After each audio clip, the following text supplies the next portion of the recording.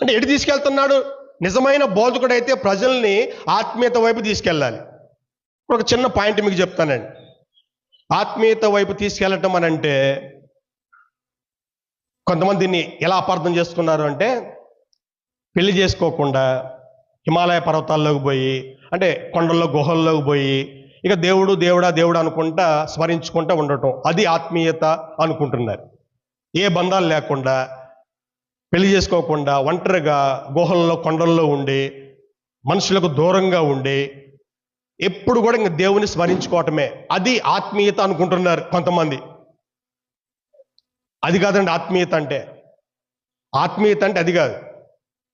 వివాహం చేసుకొని పిల్లల్ని కని భౌతికంగా ఈ భూమి మీద జీవిస్తూ, పిల్లల కోసం కష్టపడుతూ, ఒకవైపు ఉద్యోగం చేసుకుంటూ, రెండో వైపు దేవుని కొరకు జీవించటము, లేదా ఆత్మీయ విషయాల గురించి నేర్చుకోవటము,